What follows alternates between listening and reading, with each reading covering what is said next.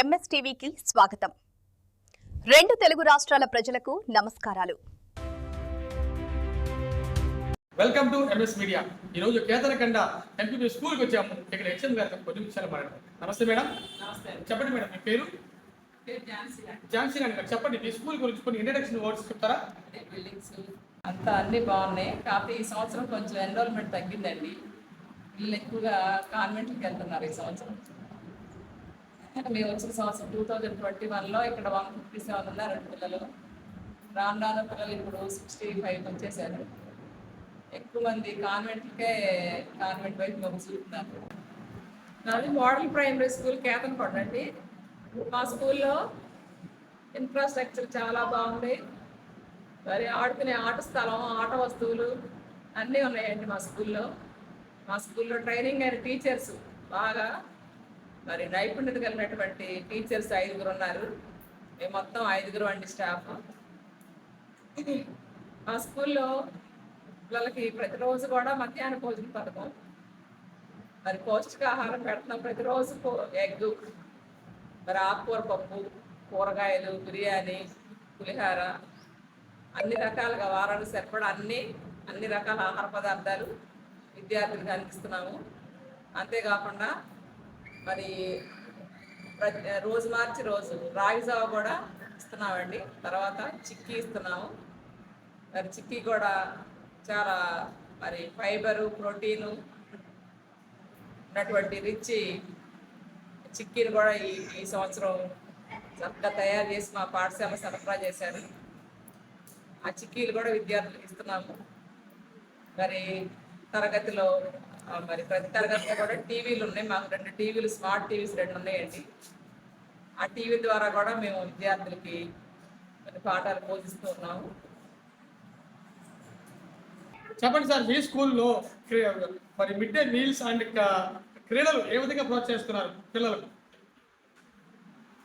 నేను ఎంపీపీఎస్ కేతన్కొండలో పనిచేస్తున్నానండి. మా స్కూల్లో పిల్లలకి చదువుతో పాటు ఆటల పాటలు, ఇక్కడ మెయిన్ ఇక్కడ గవర్నమెంట్ స్కూల్లో తెలుగు మీడియం అనుకుంటారు. తెలుగు మీడియంలో పాటు ఇంగ్లీష్ మీడియం కూడా మేము ఇక్కడ బోధిస్తున్నామండి. ఇక్కడ 5 టీచర్లు ఉన్నారు, వెల్ క్వాలిఫైడ్ టీచర్స్. ఇక్కడ అందరూ బాగా చదువుతారు. తరగతి టీచరు అలాగే వెనుకబడిన పిల్లల పట్ల ప్రత్యేక శ్రద్ధతో ఆటల పాటల ద్వారా, అలాగే గవర్నమెంట్ ఈ సంవత్సరం ప్రవేశపెట్టిన జిఎఫ్ఎల్ అనే కార్యక్రమంతో వెనుకబడిన పిల్లలను కూడా వాళ్ళని మళ్ళీ ఒక న్యూ స్ట్రీమ్లోకి, అంటే ఒక రెగ్యులర్ స్ట్రీమ్లోకి తీసుకురావడానికి ప్రయత్నం చేస్తున్నాం. అలాగే ఈ తరగతి గదులన్నీ కూడా మనకి పెయింట్ అన్నమాట, టీఎల్ఎంతో అన్ని తరగతి గదుల్లో టీఎల్ఎం ఆల్రెడీ గవర్నమెంట్ మాకు ప్రొవైడ్ చేసింది. ఆ టీఎల్ఎం ద్వారా కానివ్వండి, అలాగే స్మార్ట్ టీవీల ద్వారా కానీ బోధించడం జరుగుతుంది. అలాగే పిల్లలందరికీ మధ్యాహ్న భోజనంలో ప్రతిరోజు గుడ్డు, అలాగే రోజు చిక్కి, పౌష్టికాహార లోపంతో పిల్లలైతే ఎవరైతే బాధపడుతున్నారో అలాంటి పిల్లలందరికీ వాళ్ళ యొక్క అపౌష్టికాహార లోపం లేకుండా ఉండటం కోసం మధ్యాహ్న భోజనంలో వివిధ రకాల ఆహార పదార్థాలను అందించడం జరుగుతుంది. అలాగే ప్రతి గురువారం ఒక ఐరన్ ట్యాబ్లెట్, రక్తహీనత ఏమైతే ఉందో ఆ పిల్లలకు ఐరన్ ట్యాబ్లెట్లు ఇచ్చి ఆ పిల్లలకు కూడా రక్తహీనత మెరుగుపరచడం జరుగుతుంది. హెల్త్ చెకప్ కూడా మంత్లీ మంత్స్ జరుగుతూ ఉంటాయండి. అలాగే సాయంత్రం కూడా రోజుకొక పీరియడ్ ఆటల ద్వారా పిల్లల యొక్క శారీరక ఆరోగ్యం పెంపొందించడం కోసం ఆ ఆటలు ఆడిస్తామండి.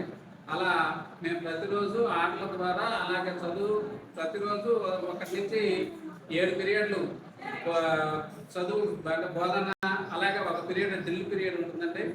ఇవన్నీ కంటిన్యూ చేస్తున్నాం. అందుకని తల్లిదండ్రులు ఎవరైనా సరే ఆలోచించండి. ఇక్కడ మంచి వెల్ ఎడ్యుకేటెడ్ టీచర్స్ ఉన్నారు.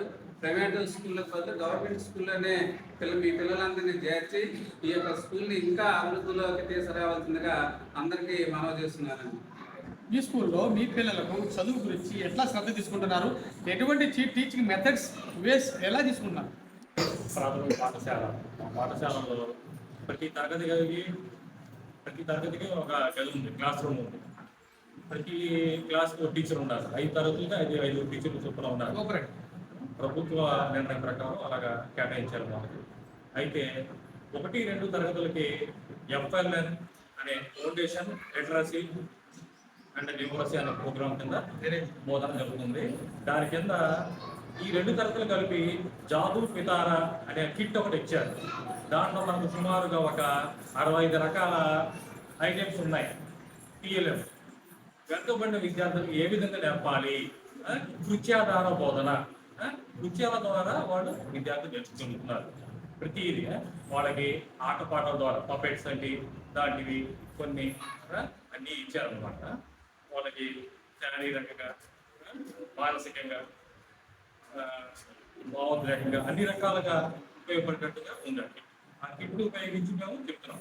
అలాగే స్టార్టింగ్లో మనం విద్యాబోధన చేస్తాం. అయితే చదువులో వెనకబడిన వాళ్ళకి ప్రత్యేకంగా రిమిడియల్ టీచింగ్ కూడా తీసుకుంటాం. సాయంత్రం పూట మధ్యాహ్నం 1 గంట అందరికీ ఎవరైతే సి గ్రేడ్, డి గ్రేడ్లో ఉంటారో వాళ్ళకి మేము ప్రత్యేక బోధన చేసుకొని వాళ్ళకి న్యాయం చేస్తాం. ప్రతి నెల ఒకసారి పేరెంట్స్ మీటింగ్ జరిగింది మా బడిలో. జరిగినప్పుడు పేరెంట్స్ని పిలిచి మీ పిల్లవాడి చదువు ఇంతవరకు ఉంది అని వివరిస్తాం.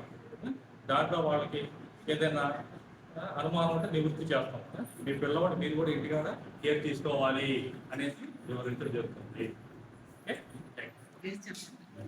ఓకే మేడం, చెప్పండి మీ స్కూల్లో మరి పర్సంటేజ్ కానీ విద్యార్థులు కానీ ఏ విధంగా ఉన్నారో చెప్పగలుగుతారా? ఇప్పటికి ప్రతి తరగతిలో కూడా 90% పిల్లలు ఏ గ్రేడ్లో ఉన్నారండి. ఏ గ్రేడ్ అంటే ఏ క్లాస్ తరగతికి సంబంధించిన లక్ష్యాలు సాధిస్తేనే వాళ్ళు ఏ గ్రేడ్లో ఉండగలుగుతారు. అంటే ప్రతి క్లాస్లో కూడా 90% పిల్లలు మాకు ఏ గ్రేడ్లో ఉన్నారు. 10% మాత్రమే బి గ్రేడ్, సి గ్రేడ్లో ఉన్నారు. అలాంటి వాళ్ళు మేము ప్రత్యేకంగా శ్రద్ధ తీసుకొని వాళ్ళ సబ్జెక్ట్ వైజ్గా కూడా ఇండివిజువల్గా కూడా వాళ్ళ క్లాసెస్ తీసుకొని వాళ్ళు కూడా 90% వచ్చే విధంగా మేము తగిన చర్య తీసుకుంటున్నాం. చెప్పండి మేడం, ప్రభుత్వం వారు పిల్లలకి చదువుకోవడానికి ఎటువంటి సౌకర్యాలు, ఫెసిలిటీస్ ప్రొవైడ్ చేస్తున్నారు?